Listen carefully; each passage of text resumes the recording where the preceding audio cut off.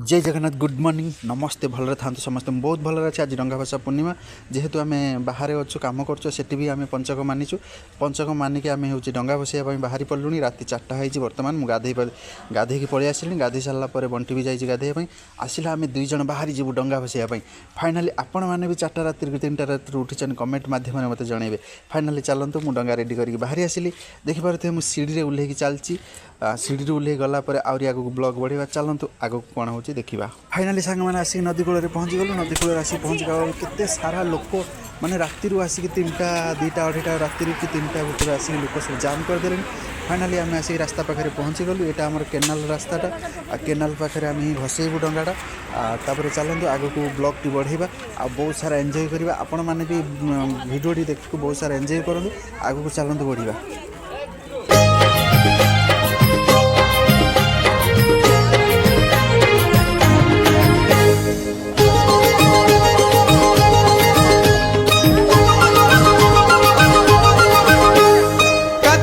मासरे पाहती शीतरे कार्तिक मासरे पाहती शीतरे महदधि जले देविल बुड़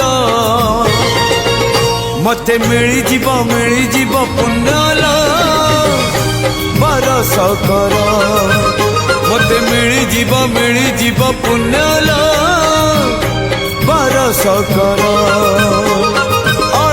निदरे सरधा बाली रे बीती जाऊ राति 30 मोर मते मिली जीव पुण्यल बरस कर मते मिली जीव पुण्यल बरस कर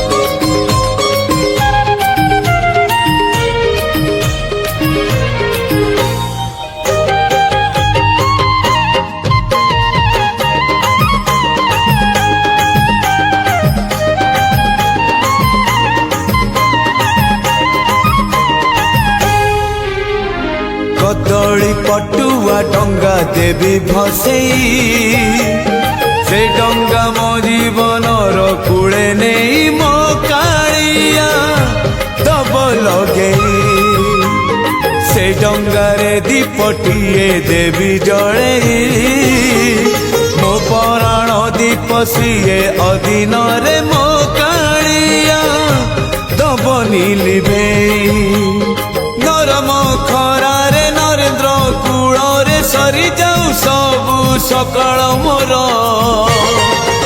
मते मिली जीव पुण्यल बरस कर मते मिली जीव पुण्यल बरस कर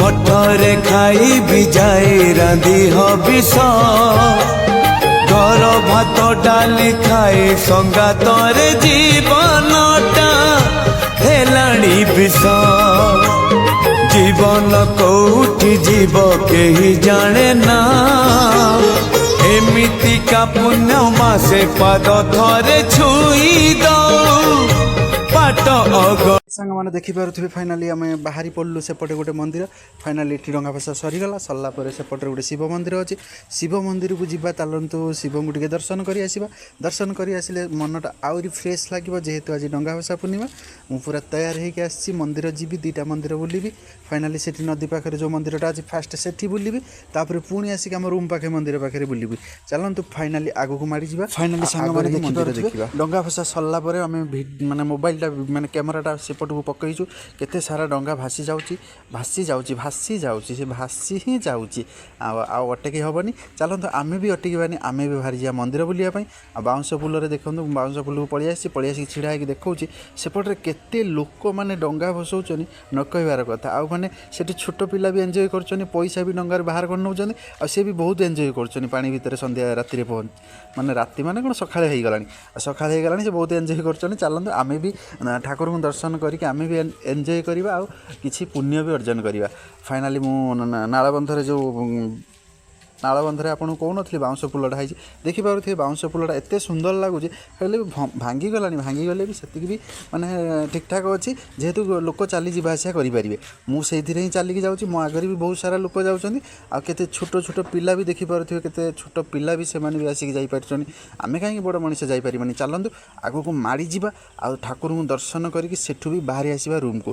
ଫାଇନାଲି ଦେଖିପାରୁଥିବେ ମୁଁ ରୋଡ଼ ସେପଟେ ପହଞ୍ଚିଲା ପରେ ସେଇଠୁ ସର୍ଟ ଟିକେ ପକ୍କା ପୁଲ କରିଛନ୍ତି, ଆଉ ଇଆଡ଼ିକି ବାଉଁଶ ପୁଲ। ଦେଖିପାରୁଥିବେ ଏପଟରେ ବି ଡଙ୍ଗା ଭସଉଛନ୍ତି, ପିଲାମାନେ ବି ଏପଟରେ ଅଛନ୍ତି। ଆମେ ବି ବହୁତ ସାରା ଏନ୍ଜୟ କରିବା ଆଉ ଠାକୁରଙ୍କ ପାଖରେ ପହଞ୍ଚିଯିବା।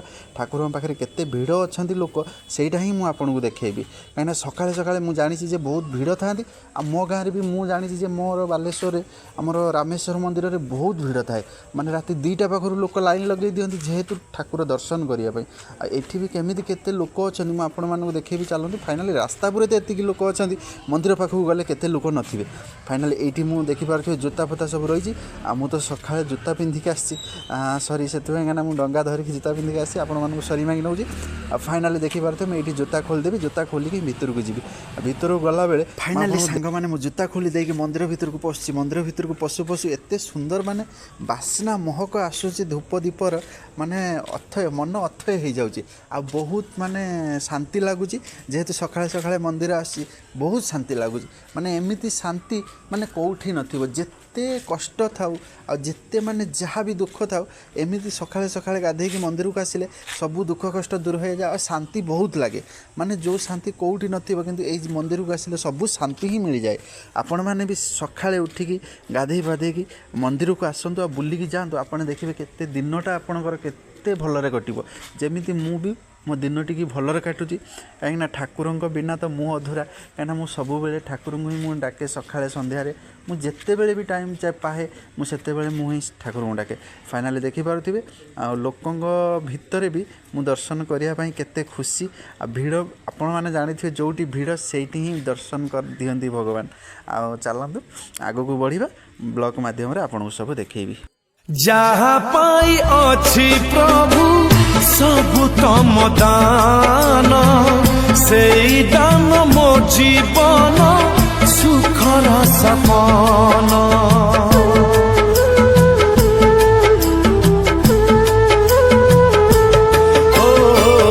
କାହାର ପାପ ପୁଣ୍ୟ ଜାଣି ନାହିଁ ମୁହିଁ, ଜଳି ଜୀବନର ଦୀପ ଯାଏ କହି, ମୋର ମନ ନେଲ ଚୋରେଇ।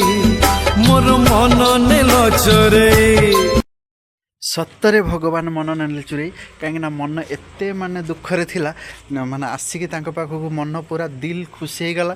ଆପଣମାନେ ବି ସକାଳେ ଆସନ୍ତୁ, ମନ ଦିଲ୍ ଖୁସି କରନ୍ତୁ। ଆଉ ମୁଁ ଠାକୁରଙ୍କୁ ସେଠି ମୁଣ୍ଡିଆ ମାରିକି ବାହାରି ଆସିଲି। ଆଉ କାହିଁ ଯେହେତୁ ଦିନ ହୋଇଗଲାଣି ଆମେ ଡ୍ୟୁଟି ଯିବୁ, ଆଉ ଡ୍ୟୁଟି ନଥିଲେ ବି ମୁଁ ଦିନ ସାରା ମନ୍ଦିର ବୁଲିକି ମନ୍ଦିର ପାଖରେ ରହିକି ପ୍ରସାଦ ବି ଖାଇପାରିଥାନ୍ତି। ଯେହେତୁ ପ୍ରସାଦ ମୁଁ ଖାଇପାରିଲିନି, ସେଠି ଲେଟ୍ ହେବ ପ୍ରସାଦ ଦେବା, ସେଥିପାଇଁ ଯେଉଁ ଭୋଗ କରିଥିଲେ ସେଠି ପ୍ରସାଦ ସବୁ ନେଇକି ଯାଇଥିଲେ କଦଳୀ ନଡ଼ିଆ, ମୁଁ ସେମାନଙ୍କଠୁ ଜଷ୍ଟ ଟିକେ ମାଗିକି ଭୋଗ ମୁଁ ଖାଇନେଲି। ଖାଇକି ମୁଣ୍ଡିଆ ମାରିକି ପ୍ରଭୁଙ୍କୁ ପଳେଇ ଆସିଲି। ଆଉ ମୁଁ ଯିବି ଆମ ରୁମ୍ ପାଖ ମନ୍ଦିରକୁ। ଆଉ ରୁମ୍ ପାଖର ମନ୍ଦିରରେ କେତେ ଭିଡ଼ ଅଛନ୍ତି ମୁଁ ସେଠି ବି ଆପଣଙ୍କୁ ଦେଖେଇବି, ଯେହେତୁ ସେଇଟା ମାନେ ଉଦୟ ବିହାର 2 କୁହନ୍ତି ଆମର ପାରାଦୀପରେ। ଆଉ ମୁଁ ସେଇଠି ଆପଣଙ୍କୁ ଦେଖେଇବି। ଦିନ ହେଇସାରିଲାଣି, ଏତିକି ଲୋକ ଦେଖନ୍ତୁ ଏବେ ବି ଡଙ୍ଗା ଭସଉଛନ୍ତି। ଫାଇନାଲି ଦେଖିପାରୁଥିବେ ମୁଁ ଆସିକି ଆମ ରୁମ୍ ପାଖ ମନ୍ଦିରରେ ପହଞ୍ଚିଗଲି। ଏଠି ବି ସେମିତି ଭିଡ଼, ମାନେ ଭିଡ଼ ଯେଉଁ ମନ୍ଦିରକୁ ଆପଣ ଯାଆନ୍ତୁ ସେଠି ସବୁ ଜାଗାରେ ଫାଇନାଲି ଭିଡ଼ ତ ଭିଡ଼, ମାନେ ଭିଡ଼ ଭିତରେ ଏମିତି ମଜା ଥାଏ ମାନେ ନ କହିବାର କଥା। ଆଉ ସେଥିପାଇଁ ମୋତେ ବହୁତ ଖୁସି ଲାଗୁଛି। ଏମିତି ପୂଜା ପର୍ବ ସବୁବେଳେ ଆସୁ, ସବୁବେଳେ ଆମେ ମନ୍ଦିରକୁ ଯାଆନ୍ତୁ, ଠାକୁରଙ୍କୁ ଦର୍ଶନ କରନ୍ତୁ, ଠାକୁରଙ୍କୁ ଡାକନ୍ତୁ, ମନ କଥା ସବୁ କୁହନ୍ତୁ, ମାନେ ସବୁ କିଛି ସବୁବେଳେ ଭଲ ହୁଅନ୍ତା। ଚାଲନ୍ତୁ ଫାଇନାଲି ତ ମୁଁ ଆସିକି ପହଞ୍ଚି ଯାଇଛି ଆମ ମନ୍ଦିରରେ, ମାନେ ଆମ ମନ୍ଦିର ମାନେ ଆମ ଗାଁ ମନ୍ଦିର ନୁହଁ, ଏଇଟା ଆମ ରୁମ୍ ପାଖ ମନ୍ଦିର। ଆପଣ ଭାବିବେନି ମୁଁ ଆମ ଗାଁ ମନ୍ଦିରଟା ଦେଖାଉଛି। ଫାଇନାଲି ଚାଲନ୍ତୁ ମନ୍ଦିର ପାଖରେ ଏନ୍ଜୟ କରିକି ଆପଣଙ୍କୁ ଦର୍ଶନ ଦେବି। ମାନେ ତ ଭିତରକୁ ତ ଯାଇପାରିବିନି, ଭିଡ଼ ଅଛନ୍ତି। ଆମର ନଗର କୀର୍ତ୍ତନ ହେଇକି ମାନେ ବାହାରେ ସବୁ ବୁଲୁଛନ୍ତି ନଗର କୀର୍ତ୍ତନ। ଦେଖନ୍ତୁ କେତେ ଛୋଟ ପିଲା ବି ସେ ଠାକୁରଙ୍କୁ ଡାକୁଛି। ମାନେ ଆମେ ଏତେ ବଡ଼ ବଡ଼ ମଣିଷ ହେଇକି ଆମେ ବି ଡାକିଥିଲୁ, ମାନେ କିଏ ଡାକୁଛନ୍ତି କିଏ ଡାକୁନାହାନ୍ତି, କିନ୍ତୁ ଛୋଟ ପିଲାଟି ଦେଖିପାରୁଥିବେ ମାନେ ନଗର କୀର୍ତ୍ତନ ସାମ୍ନାରେ କେମିତି ବୁଲୁଛି। ଆମେ ବି ପିଲାବେଳେ ଏମିତି ଏତେ ଖୁସି ଲାଗେ, ଆମେ ଛୋଟବେଳେ ବି ଆମେ ଏମିତି ହିଁ ଥିଲେ। ଆଜି ଆମେ ବଡ଼ ହେଇଯାଇଛନ୍ତି, କିଏ ଚାକିରି କରିଛି, କିଏ କେଉଁଠି କାମ କରୁଛି, ସେଥିପାଇଁ କାହାକୁ ଟାଇମ୍ ମିଳୁନାହିଁ ବୋଲି କେହି କିଛି କାହାକୁ କହିପାରୁନାହିଁ। ଫାଇନାଲି ଦେଖିପାରୁଥିବେ ନଗର କୀର୍ତ୍ତନ ଶେଷ ହୋଇଯିବ। ଆମ ଫାଇନାଲି ସାଙ୍ଗମାନେ ନଗର କୀର୍ତ୍ତନ ଶେଷ ହୋଇଯିବ ମାନେ ମୁଁ ଏବେ ପଳେଇଯିବୁ ରୁମ୍କୁ। ଆଜି ତ ଆମର ରୁମ୍ରେ ବି ରୋଷେଇ ନାହିଁ। ଫାଇନାଲି ଆମର ଆଜି କମ୍ପାନୀରେ ଖାଇବାକୁ ମିଳିବ, କାହିଁକିନା ଆଜି ଆମର ଇକୋରେ ଆଜି ଖାଇବାକୁ ଦିଆଯାଉଛି। ମାନେ ଅଲ୍ ୱାର୍କର ଆଉ ବାହାରେ ବି ଯେଉଁମାନେ ମିନିମମ୍ 10-20 ହଜାର ଲୋକ ଖାଇବେ, ଆଉ ସେଠି ବି ବହୁତ ସାରା ହିଁ ଖାଇବା ଅଛି ଆଜି। ଆଉ ସେଥିପାଇଁ ସକାଳେ ଆଜି ରୋଷେଇ ନାହିଁ। ସେଥିପାଇଁ ଆଜି ମାନେ ଏତେ ଖୁସି ଲାଗୁଛି ଆଜି ବାହାରେ ଖାଇବାଟା। ଆଜି ଆପଣମାନେ ବି ଆଜି କେଉଁଠି ମନ୍ଦିର ଫନ୍ଦିରରେ ବି ବାହାରେ ଖାଇବେ, ବାହାରେ ଖାଇକି ଏନ୍ଜୟ କରିବେ, ଘରେ ଖାଇବେନି। ଘରେ ଖାଇଲେ କିଛି ମଜା ନାହିଁ। ପୂର୍ଣ୍ଣିମାରେ ଆଜି ଆପଣମାନେ ବାହାରେ ଏନ୍ଜୟ କରିକି ଖାଇବେ ନା। ଆଉ ଅରୁଆ ଡାଲମା ଭାତ କେତେ ସୁନ୍ଦର ଲାଗିବ। ଫାଇନାଲି ଚାଲନ୍ତୁ, ଜୟ ଜଗନ୍ନାଥ, ଜୟ ଶିବ ଶଙ୍କର।